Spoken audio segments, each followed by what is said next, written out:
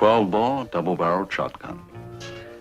The breech in stock richly engraved by Tamlings of St. James. It's not exactly a healthy thing to be on the business end of, especially if you're a pheasant or a partridge. The English, those that can afford it, that is, are absolutely mad about shooting and hunting. They have a language of their very own. Mark over, my bird, sir, your bird, sir, gone away, tally-ho. The outsiders are either envious or contemptuous, like Oscar Wilde, who once described them as the unspeakable in pursuit of the uneatable. Next weekend, I am joining the unspeakables myself. Good afternoon, Miss Ripford. Oh, hello, Mrs. Ellshaw. I'm meeting... Oh, there he is. Simon, I'm so sorry I'm late, but the traffic was impossible. Well, that's all right, but you think you have problems. Oh, what's the matter? I don't have a charge account here. Do you think I could pay cash? Well, leave it to me. I'll fix it. The cashier used to be Dad's secretary. I'm in. Come on. Mrs. Ellshaw, may I introduce an old friend of mine? This is the famous Simon Templar.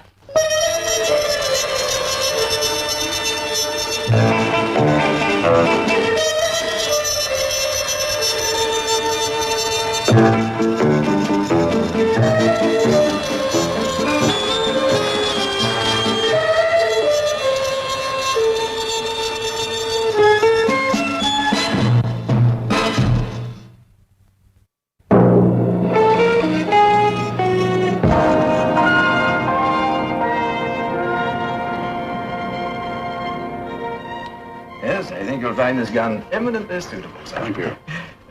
Oh, Mrs. Ellshaw, excuse me, will you? Will you put that back in the window, Certainly, please? sir. Sure.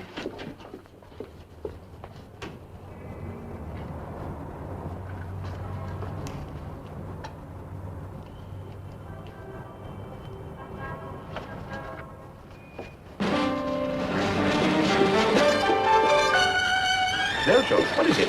Mrs. Ellshaw! You're very odd. What's the matter with her?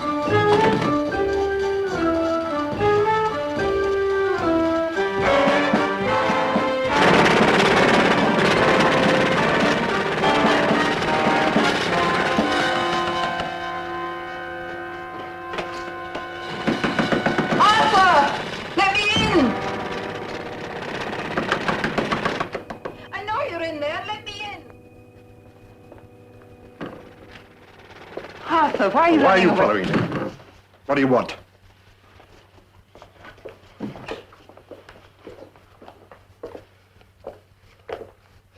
Why are you bothering me? Who are you? Who am I? I never saw you before in my life.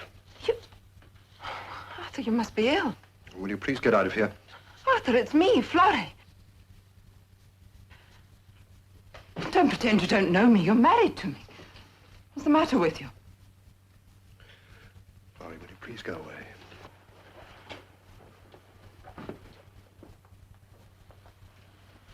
You living here? Yes, Why? I can't explain. You've got to. For 6 months, I believed you were in Canada. Oh, believe what you like. Now, will you please go? Are the police after you? No, And what's wrong? nothing. You're hiding from somebody. Oh, Florrie, if you'll just leave me alone, if you'll just forget you ever saw me, I'll give you £20. Now, take it. Arthur, I love you. Do you understand that? Maybe we weren't always happy, but I married you, and you have to tell me what this is all about. I can't. I can't tell you any more.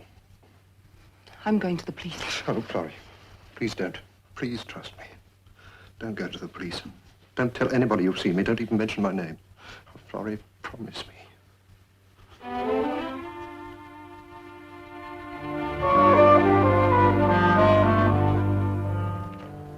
Thank you. There's something terribly wrong, Mr. Templar. Hmm?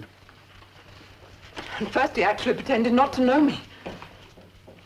Why would he do that? I know what you're thinking. He was tired of being married to me. Well, perhaps he was. But if that's true, why couldn't he just have left me? Why pretend he's in Canada? Why hide in an empty house here in London? Empty? I mean, there's no proper furniture in it. Only a camp bed and a couple of wooden crates. Evidently he eats there. I saw a hot plate and a kettle. Keeps a blanket over the window. Almost as if he was afraid somebody was watching him. Mr. Templar, I had to come to see you. I promised Arthur I wouldn't go to the police. Why, has he ever been arrested? Yes. He served 3 years in prison, long before we were married. What for? Theft. It was his second offense. Mr. Templar, please help me. Arthur's not bad, not really. I know he used to drink and gamble, but well, they're just symptoms of something. He's unhappy. Afraid of life somehow. Mrs. Ellshaw, where is this house? 11 Duchess Place. Would you like me to go around and try and talk to him? Would you? I don't know what good it will do, but we'll try. You'll let me know right away. As soon as I've talked to him. Thank you. Can't tell you how grateful I am. You don't have to. Goodbye, Miss Ripwell. Give my regards to your father. Yes. I'll show Mrs. Ellshaw out. Thank you, Anne. Goodbye. Mrs. Ellshaw.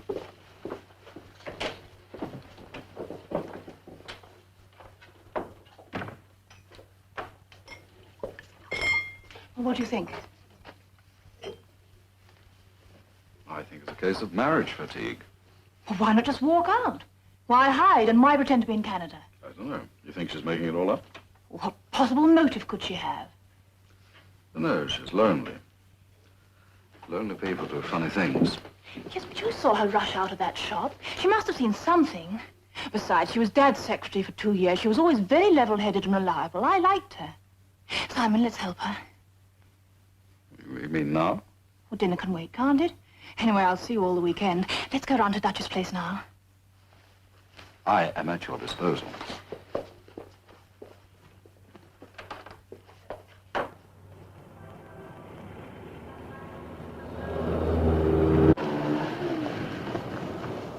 Do you ring the bell and introduce yourself? Seems a reasonable way to start. Come on.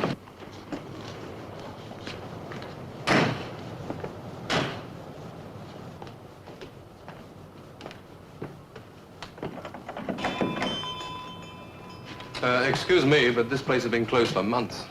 Oh, do you know who owns it? Well, no, but why don't you try the agent? Thank you.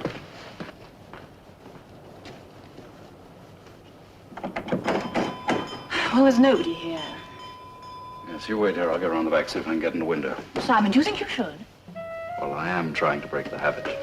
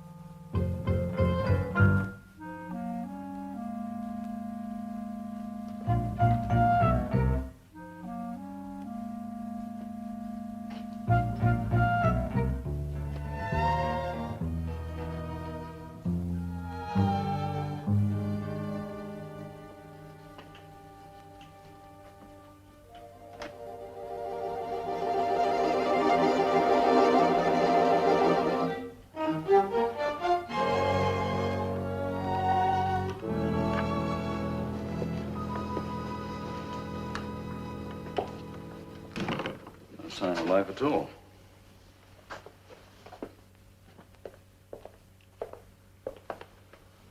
Is this the room? This is the one she described, except there's no blanket on the window. No furniture.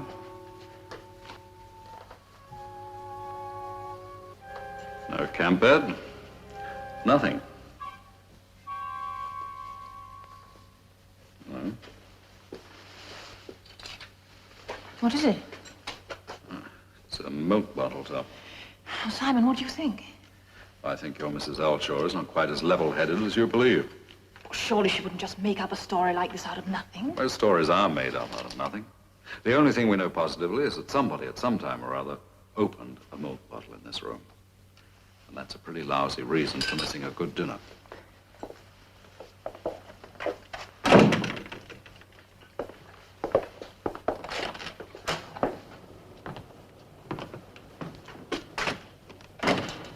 Well, now what? You wait in the car. I'm going to call Mrs. Ellshaw. All right.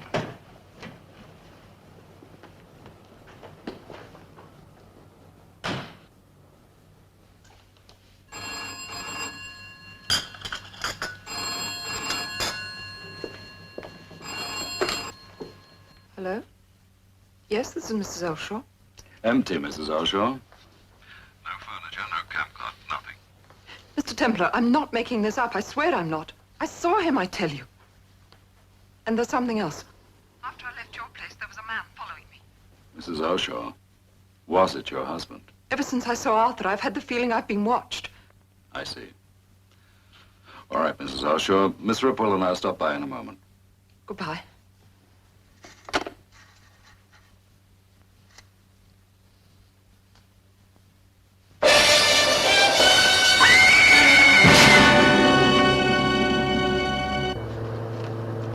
And I'm perfectly willing to play the Boy Scout, but I think this has all the earmarks of a neurotic woman's need for attention.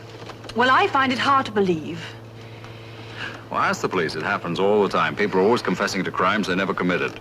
And last week there was something in the paper about an old boy who said the Russians were spying on him from the dome of St. Paul's Cathedral.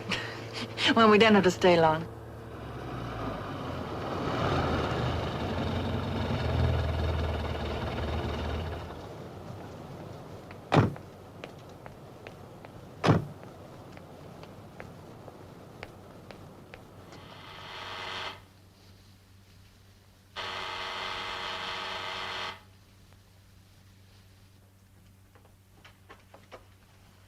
Simon.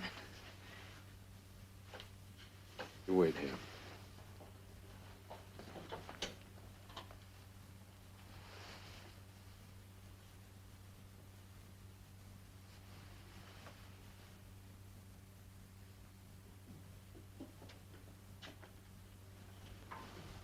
You all right?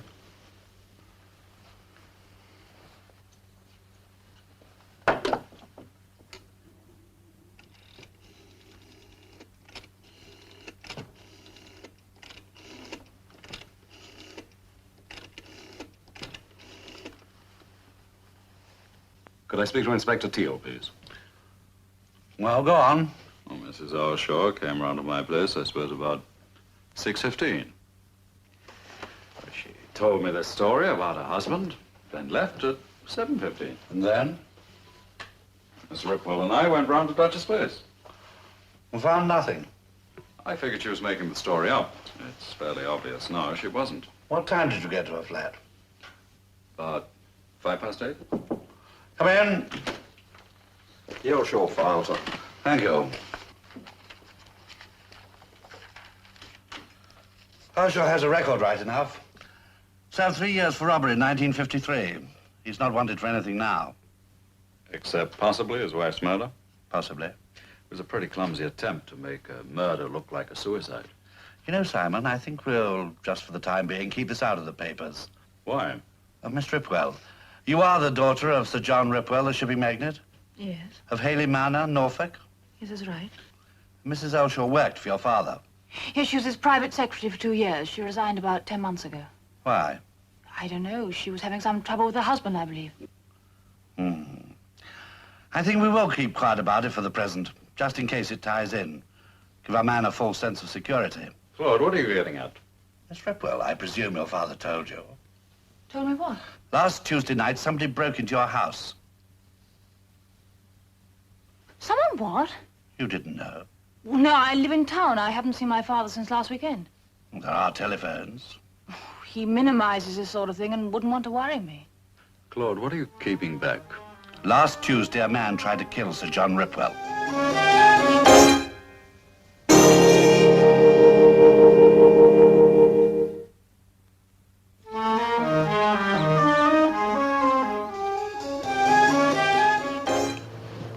What are you thinking about?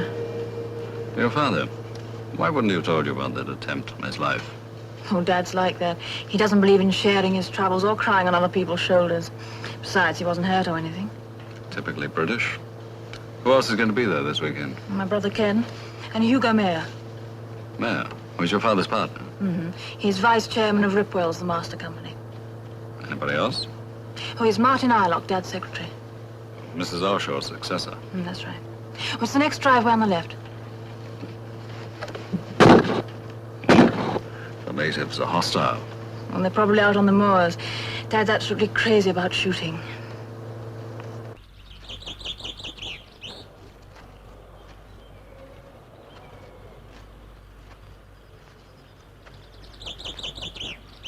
Sir!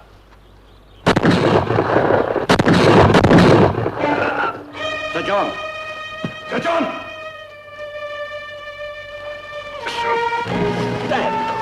Some idiot. What happened? He's been shot.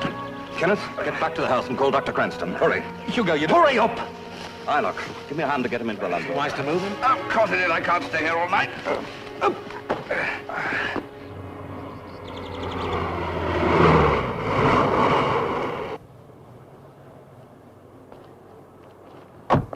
Oh, Mr. Temple's in the front guest room. Yes, Miss Anne. Well, I certainly wouldn't like to pay the rates on this. Anne, What is it? there's been an accident. Oh, what happened? It's Dad. What? He's been shot. Well, how bad is it? I don't know. Oh, but how? I'm not sure. We were all spread out. Martin was over to the right, Hugo was behind, and I... Dr. Cranston, it's Kenneth Ripwell speaking. Can you come over right away? There's been an accident. My father's been shot.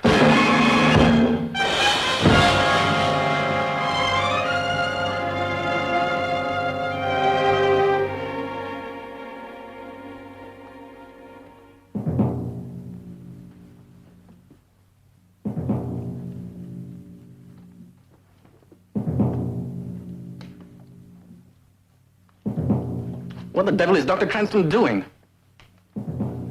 Kenneth, for heaven's sake, get a grip on yourself. And don't drink so fast. When I want any advice on how to drink in my father's home, I'll ask for it. And don't be rude. Gentlemen, we won't help things by arguing among ourselves. I'm sorry. What I can't understand is how it happened. Sir John aimed, fired twice. A moment later, there was a third shot from right over on the left. Well, Hugo, why don't you go right ahead and say it? I was on Dad's left. Yes, you were. I shot twice in the entire afternoon. Yes. Nobody's accusing anybody. That's right. It was an accident, pure and simple. Of course it was.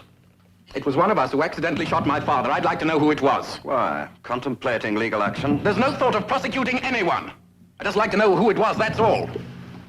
Dr. Cranston says he'll be fine. Nothing to worry about at all. His constitution's as sound as a bell. He'll be up and around in 3 or 4 days. Thank you so much, Doctor. You're welcome. Oh, which one of you is Templar? I am. He wants to talk to you. Good night, gentlemen. Don't tire him out. Mr. Mayor, I have no intention of tiring Sir John out. He's asked to see me. Do you mind? Naturally not. Thank you.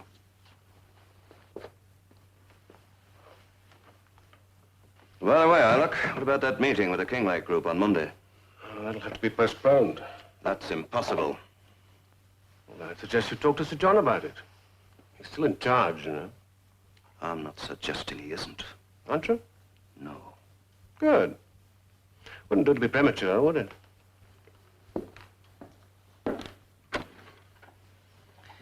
Simon, my boy, Sir John? come in. This is a blasted nuisance. I'm most frightfully sorry. Oh, it's hardly your fault. No, but I hate greeting guests like this. How are you? Oh, I'm fine. What's more to the point is, how are you? It's only a scratch, not worth talking about. Sit down. Thanks. Sir John, I suppose you are convinced that this was an accident. God bless my soul, of course it was an accident. You're not seriously suggesting that somebody shot at me deliberately? Yes, I am. What utter rot. Is it? How about the attempt on your life last week? Who told you about that? Inspector Teal. He's an old woman. All right, what happened? Some wretched burglar broke into the house. I got up and went to investigate. Blighter cleared off through the drawing room windows. I took after him. Halfway down the drive, he turned and took a shot at me. He missed me by a mile. But I nipped straight back into the house. One of those occasions where discretion is much the better part of valor. Sir John, a burglar takes a shot at you last week. Now, this accident. I think there's a connection. Good heavens, man, look who I was with today. My own son, my business partner, my private secretary. Absolutely unthinkable that any one of them would deliberately... Is it? On the face of it, it is unthinkable. But is it impossible?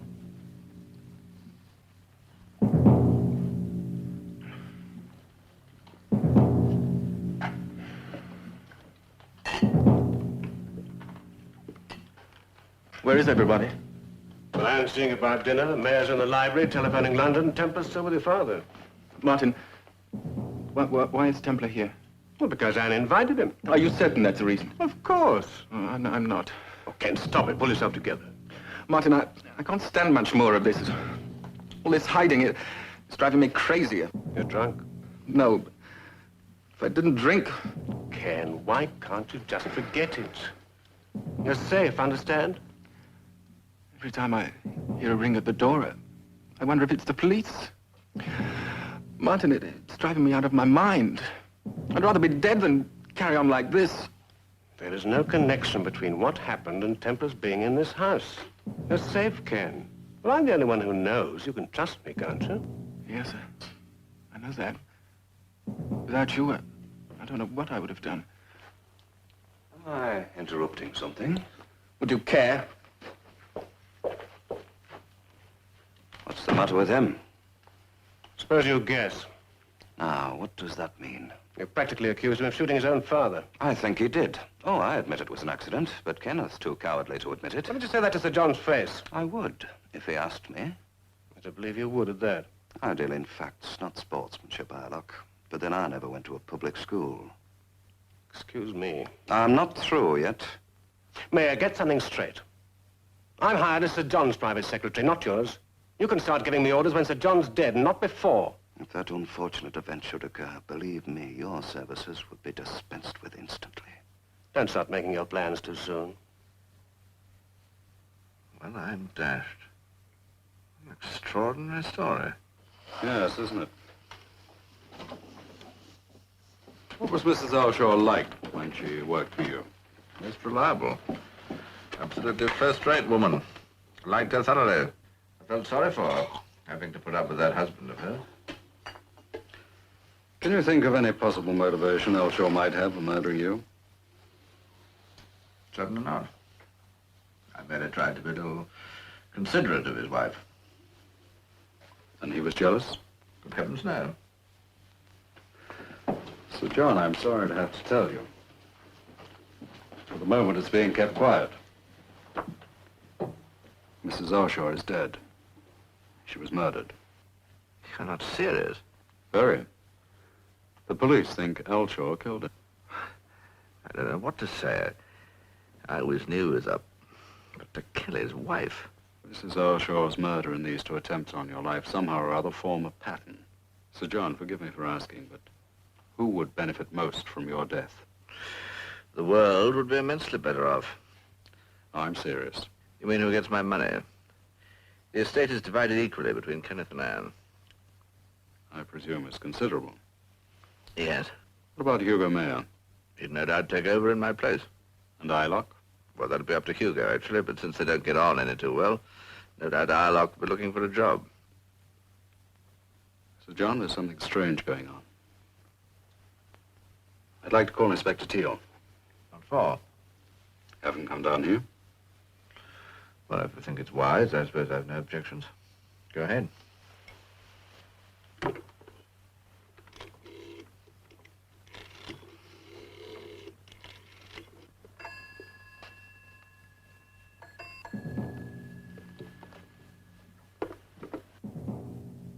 Number, please. Operator, I'd like to place a personal call to London to Chief Inspector Claude Eustace Teal. Scotland Yard. Whitehall 1212. Your number, please.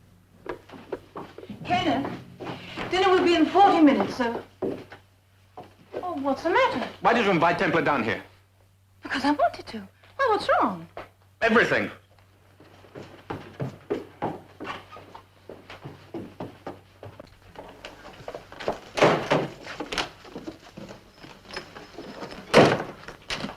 What's all this about? You could have knocked. Do I have to? Where are you going? London. Why? I want to. Ken, what's wrong?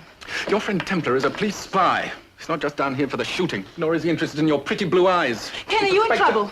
Oh, when am I not in trouble? What have you done? What does it matter? Tell me. And face it, I'm a total failure. I'm no good at business, I'm no good at sport. Everything Dad wants me to do, I hate. I got sent down from Oxford.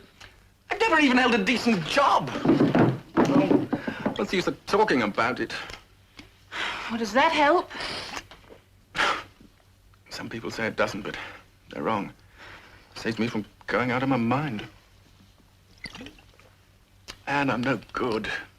I drink, I gamble, have a vile temper, and what's worse, Say it. no. Say it! I'm a murderer, if you really want to know the truth. In plain, simple English, I've taken the life of another human being.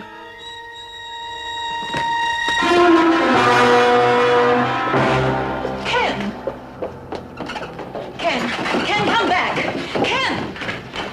Simon! It's Ken. He's drunk and you've got to stop him.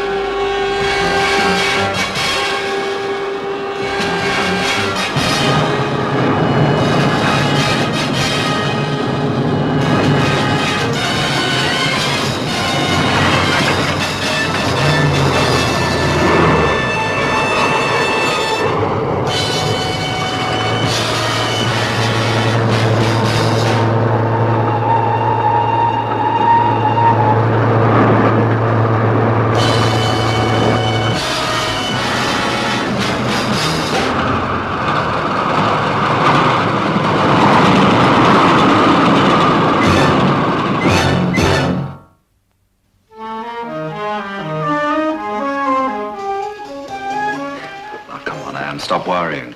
Kenneth will be found. He's probably sobered up and on his way home right now. Simon. There's something I haven't told you. Oh? Last night, before Kenneth rushed out, he said something. What? That he'd killed someone. Oh, I know he was drunk and terribly upset, and I don't believe it, but... But he said it. Yes. Did he say who? No. But I thought of Mrs. Ellshaw. Why? Because Ken was in London the night it happened. And have you mentioned this to anyone else? No. Then don't. This just doesn't fit in with my theories. Well, then why else did he run away? Oh, good morning. Good morning. Any news of the runaway? No, not yet. Simon sent for the police last night. The police? Under the circumstances, I thought it wisest. But why? Kenneth hasn't done anything. Then why did he run away? Martin, you know Kenneth better than anyone. What's wrong? What's troubling him? Oh, Anne. I look, the way Ken drove last night, I thought he was trying to kill himself. Martin, I'm so worried. Ken is no worse than lots of young men of his age. Oh, he gambles, he drinks a bit too much, perhaps. You think that's all there is to it? Well, why does he drink too much? Oh, don't ask me, I'm not a psychiatrist. Well, does he owe money?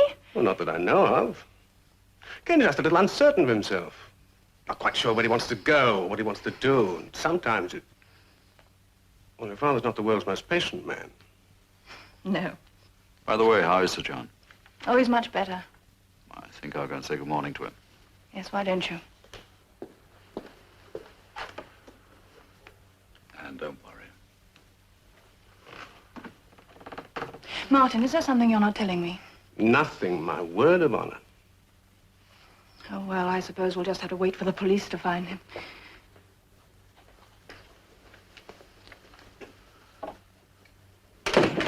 Oh, I thought the doctor ordered you to stay in bed. Rubbish. Grandson orders 6 weeks in bed for a cut finger. Come sit down. Any news of Kenneth? No, not yet. Bolting off like this. He's a good lad at heart, you know, but undisciplined. Did you ring Teal? Yes, he'll be down this afternoon. Sir John, I'm trying to tie together 3 isolated events. Mrs. Ellshaw's death, the attempt on your life, and Kenneth's disappearance. Now, is there anything else you can tell me? About what? Last night, when I mentioned Ellshaw's name, I got the distinct impression you were holding something back. Don't miss much, do you? Then there is more. Lost his shoulder. Yes, there is. Cigarette? Thank you. Ellshaw tried to blackmail me. Oh? What for? It's nonsense. I liked Mrs. Ellshaw, of course. Felt sorry for her being married to a rogue like that. But suddenly, out of the blue, he accused me of fooling around with her. He demanded money or threatened to sue me. What did you do? Called his bluff. Told him to go ahead and sue. Then I threw him out. Sir John, forgive me, was there any truth in this? No, of course not. I knew she was attractive, but, no.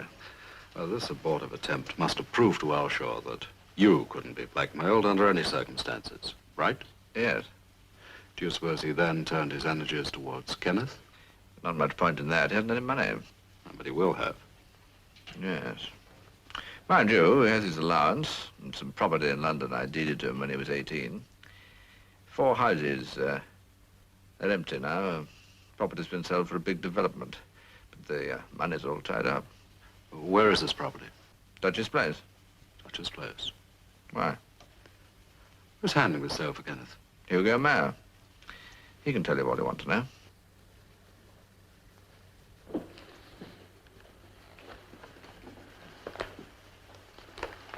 Hello there, Mayor. Ah, I see Mrs. Elshaw's demise has at last hit the papers. You're a man of many parts, Templar. You apparently control both the police and the press. It was Inspector Teal's idea to keep it quiet. Oh? Why? I'm afraid he doesn't take me into his confidence. Wasn't your name mentioned? You found the body, didn't you? How did you know? You told Sir John. Sir John told me. Mayor, have you been down to Duchess Place lately? To where? Duchess Place. And Kenneth owns some property there, doesn't he? Yes. Why? Are they vacant? Yes. They're to be torn down shortly. They form part of a larger property that's going to be demolished for flats. Would it be possible for anyone to live there without your knowing? They're unfurnished. There's nothing in them. No, for example, supposing I went through a back window with a camp bed and a blanket. Would you know? Probably. Why? Your landlord being difficult. No, I'm just curious. May I ask you something else? What do you think of young Kenneth Ripwell? I'm sorry. I don't discuss my partner's family with strangers. Very wise. However, since you ask, I think he's spoiled, self-indulgent, lazy, and irresponsible. Give him 3 gins and he's ready to fight the world. Oh, he's a belligerent drinker, is he? Very. And when he's sober, he's afraid of a mouse. It's obvious why he's run off like this. Is it? On the moors yesterday, he was on his father's left. Oh, it was an accident, but Ken's too cowardly to admit it. Typical of the British upper classes. You don't like the British upper classes? I don't like cowards and phonies. Men who think they can get away with anything, provided they wear a public school tie. It's idiotic class distinctions of this sort that have ruined England. This includes Sir John. John is 20 years behind the times. And when the day comes when I have a completely free hand... when he's dead? I didn't say that. Well, he may fool you. I understand his father lived to be 102. Well, that must be Claude Eustace Teal. Right on time. You don't mean to tell me you've actually brought the police down here just because of a shooting accident? Not a shooting accident, Mr. Mayor. A deliberate attempt at murder.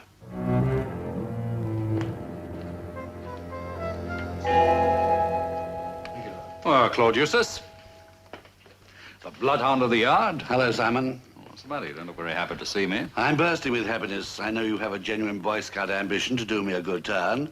So before I start talking to people, perhaps you'll tell me what's going on in this house. Yes, well, why don't we go up to my room? I don't think we'll be disturbed there. Ah, look, for heaven's sake. You comfortable, sir? No, but pillows won't help. Stop acting like Florence Nightingale. Sorry, Sir John. Well, Inspector, having heard the story, have you got any theories? There seems to be no connection between the attempt on your life and Mrs. Elshaw's death. I wish you'd stop referring to a shooting accident as an attempt on my life. Sir John, it wasn't an accident. Are you suggesting my son tried to kill me? No, I don't think Kenneth had anything to do with it. Then who did? That's what we're trying to find out. Now, look, for heaven's sake, pour some scotch and soda. Oh, but Dr. Oh, Cranston... stop quoting Dr. Cranston at me. Yes, sir. How about you, Simon? No thanks. Steele? No, thanks. The way I see it, there are 4 motives that make a man a killer. Revenge, jealousy, fear, and greed. Now, Sir John's a very rich man. I think the motivation behind all of this is extortion. Now, how can the death of Mrs. Ellshaw tie into an extortion attempt on Sir John? Claude, when that's figured, the case will be solved. Here we are, Sir John. Thank you. You think there's a connection? I'm positive. Don't drink it! What's wrong? What's happened? Call Dr. Cranston, quickly.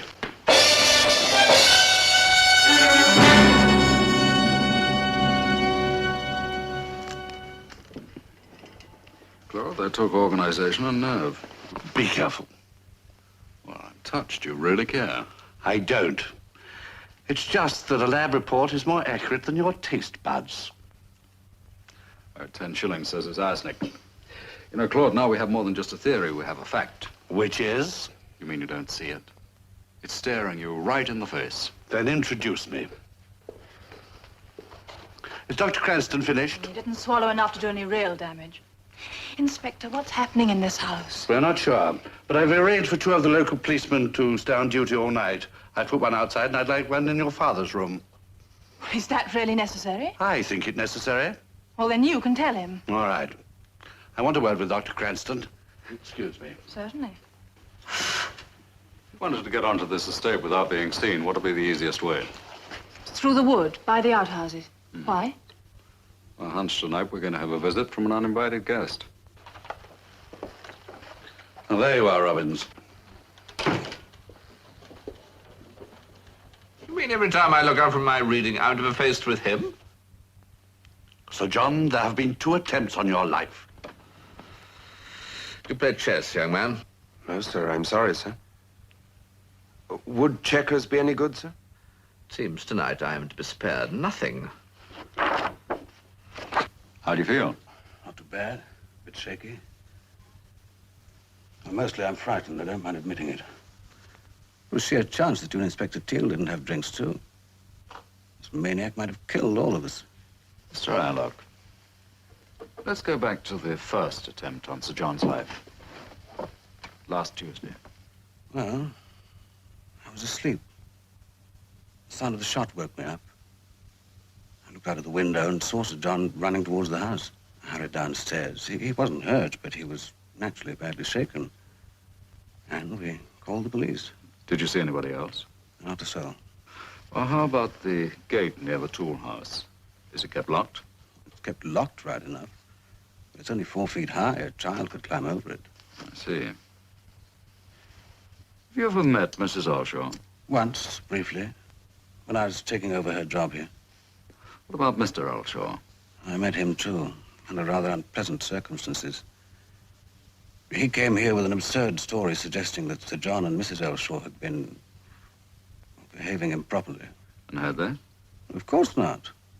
The whole thing was a tissue of lies. Sir John threw him out. Yes, so he told me. Why didn't he call the police? Well, it's not the sort of thing one likes to call attention to.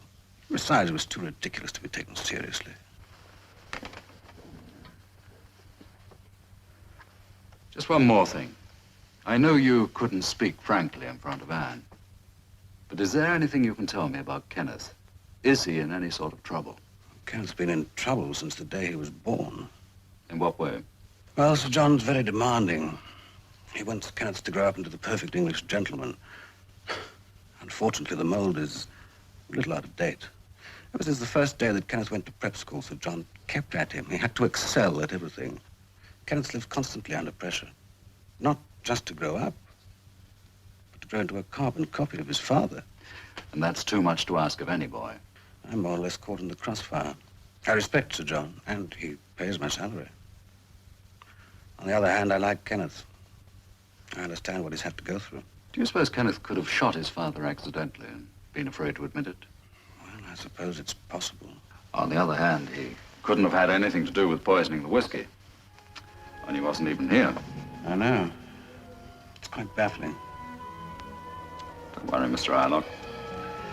It won't be baffling for long.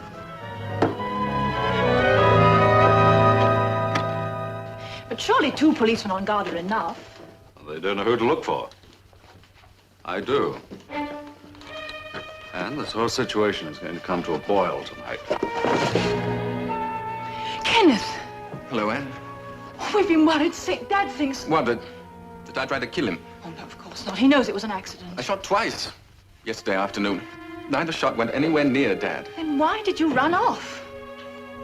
What I said's true. I have killed someone. I don't believe it. You've come back to give yourself up? And that's why you're here, isn't it? That's why you sent for Inspector Teal. Why don't you tell us the whole story?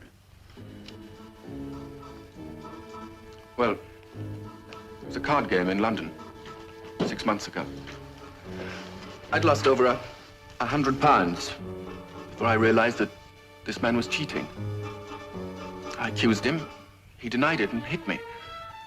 Well, I was terribly drunk and I went crazy. I hit him so hard, I knocked him against a radiator and fractured his skull. Who was this man? Arthur Ellshaw. Who else was there? Well, well, well. The prodigal son has returned. Hello, Hugo. What's behind all this? You're interrupting a private conversation. Am I? Well, I'd suggest, Kenneth, that you go upstairs at once and explain this ridiculous behavior to your father. No, Ken. Not a word to anybody. But I have to. You've kept quiet for 6 months. Another few hours won't matter. It seems Mr. Templar has taken charge of the entire household. Please, Ken. Don't say anything to anybody. Not yet. All right. If you think it's for the best. I do. I think it's absolutely vital.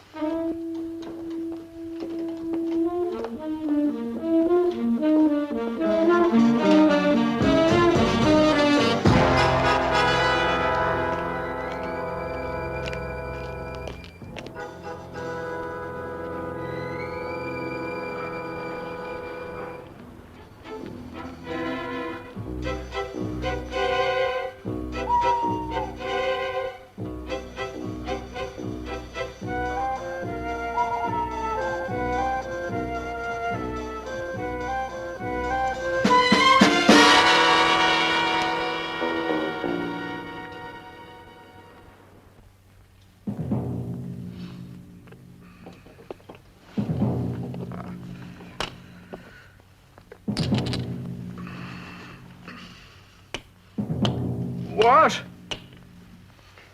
Sorry, sir. Set up another board. Inspector, I presume I can go to bed without running foul of the law. Good night, Mr. Mayor. Our runaway adolescent is back.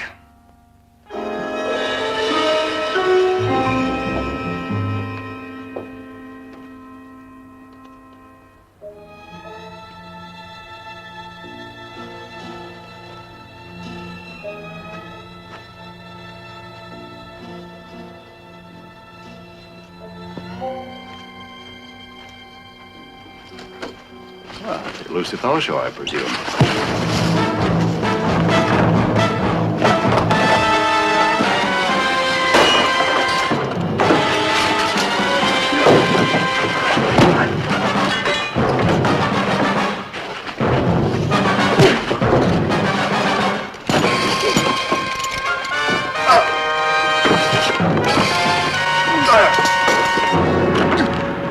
Right now, Mr. Ellshaw, you and I are going to have a little talk. You're Templar, aren't you? That's right. Now let's have your story. I can't tell you anything. I'm prepared to get very rough. There will be murder. I wonder whether it's legally possible to kill a man who's already dead. What do you mean? Why did you come here? It was Florrie. The idea was to keep her out of the way, hidden in Dutch's place. I didn't know he'd shoot her. Florrie and I didn't get on, but I didn't want her dead. You're lying. I'm not. I'll show you can get away with a lot of things in front of a jury, but one thing they never take kindly to is a man who kills his wife. I didn't kill her. Are you going to tell me the truth or not? Yes. Yes, I'll tell you everything. Up to me. You can come up to the house and tell Inspector Teal. Now pull yourself together. It's your chance to get off the hook. Well, young man, Inspector, I told Mr. Templar I wouldn't talk. Templar's not in charge here. I am. Well, another couple of hours won't make any difference. Then I'll make a full confession. Mr. Templar seems to think... You are Claude. The man all the commotion's about. It is Ellshaw. That's right. The $1 million mystery. People were killed to keep. But it can't be. It is. He's dead. I know. I killed him. It's fairly obvious you didn't. 6 months, I've been in hiding. Every time there was a ring at the doorbell, I was afraid it was the police coming to... Wait a minute. Oh, I thought I heard Kenneth's voice. Why don't you come right in? You'll hear even better. Well, Claude, the party is now complete. You mean Irelock's in on this too? Right up to his stinking neck. What are you talking about? You wanted Ripple's money.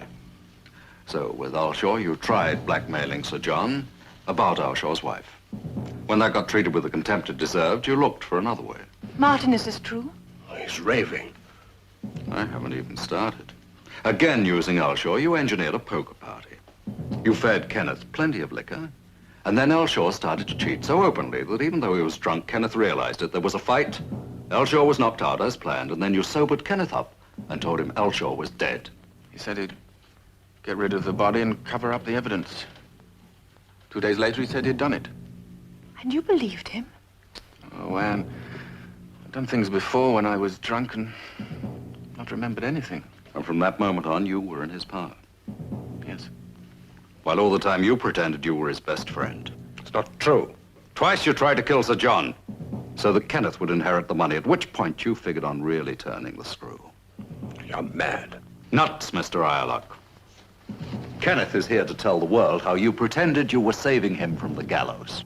And Elshaw's here to confirm that you double-crossed him and then shot his wife. But why did he take poison? That was to throw us off the scent, wasn't it?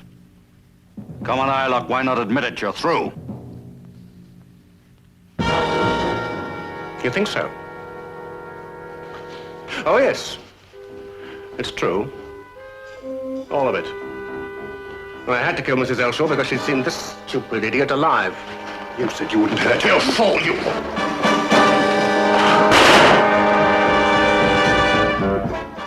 Want to fire it again? There's your case. Yes. And I think you and Ken had better go upstairs and tell Sir John that the elusive Ellshaw is not elusive anymore.